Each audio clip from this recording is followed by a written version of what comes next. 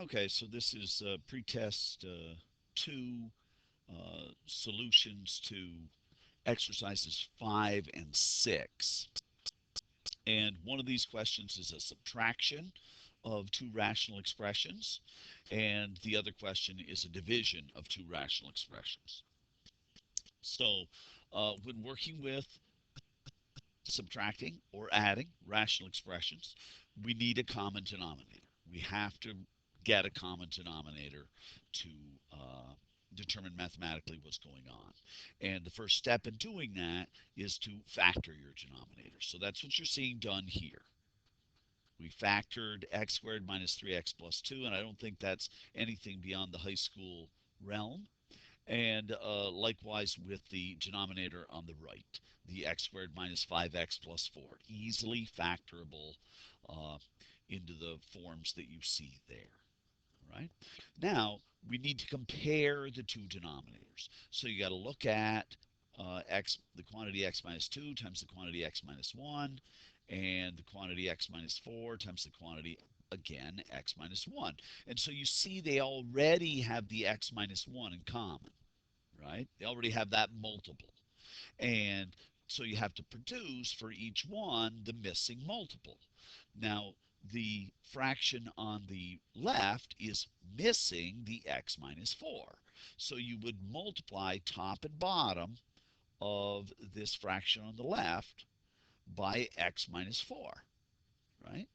And we're showing that right here. We're showing x times x minus 4 right there. And then the fraction on the right, of course, it's missing the factor of x minus 2. So you would multiply top and bottom of the right-hand ratio by the quantity x minus 2. Fine and good. The most common thing that goes wrong that we see time and time and time again is when you subtract fractions, it's the elementary algebra thing, it's the failure to distribute this negative sign, right? When you're multiplying through by that minus 3, the number one error is the 3 times the 2, and people keep that as a minus 6. That negative changes those signs, reverses those signs in there. Of course, on the left-hand side, the x squared minus 4x, pretty easy. And then combine the like terms in the middle here, the minus 4x and the minus 3x becomes a minus 7x right there. All right. Now, from there, if your factoring sense kicks in, you should recognize that x squared minus 7x plus 6 will factor very easily to x minus 6 times x minus 1. And again, since that's multiplied, and in your denominator, since we also have a factor, a multiple of x minus 1, we're allowed to cancel the x minus 1 with the x minus 1. So for question number 5, our final answer is x minus 6 over the quantity x minus 2 times the quantity x minus 4. All right? You could multiply that quantity in the denominator, those two quantities in the denominator back together if you like, but it wouldn't be required. Now, question number 6, as we've mentioned, is a division exercise, right? We're dividing fractions. How do you divide fractions? Well, you don't divide fractions. You maybe have heard it referred to as copy dot flip or state change flip or invert and multiply, but this second fraction right here, you'll notice going from line 1 to line 2, the only thing that happened was that second fraction, the numerator was made the denominator, and the denominator was made the numerator. All right, so we turned it into a multiplication problem. All right, then all should be well. Certainly this first numerator on the left, very easy to factor, should be a 2 plus 3 times a 2 minus 3. That should be easy. Equally easy, the numerator on the right, t squared plus 5t minus 6. Want to be maybe a little bit careful. We haven't seen people try to use 2 and 3 to factor that. T squared plus 5t minus 6, the signs are different, so it's going to be a t plus 6 and a t minus 1, either order, of course, but it's going to have to be a t plus 6 and a t minus 1.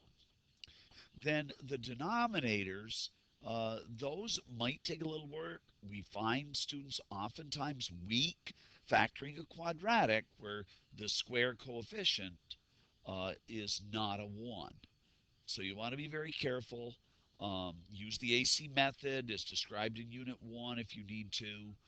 If you need a review of this, let us know. We'll review how you factor this 2t squared plus 9t minus 18.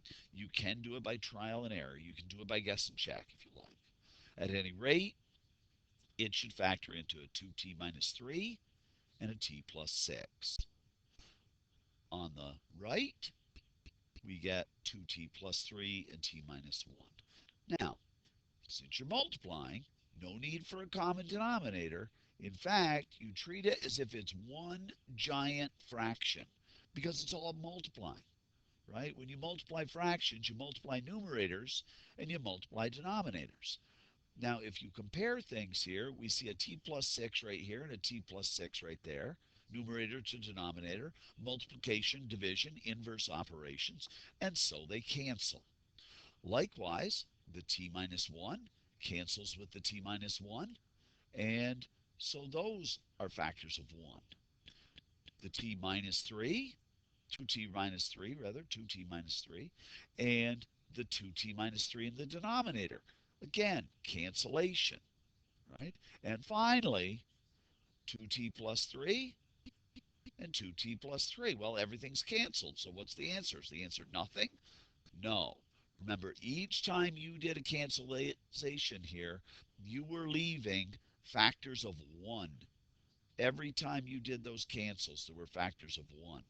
When those are multiplied, your numerator's a 1, your denominator's a 1, 1 divided by 1, final answer is 1. Right? So there's an example of subtracting a pair of fractions. Here's an example of dividing a pair of fractions. Those are solutions to questions 5 and 6 from pretest 2. We hope you found them helpful.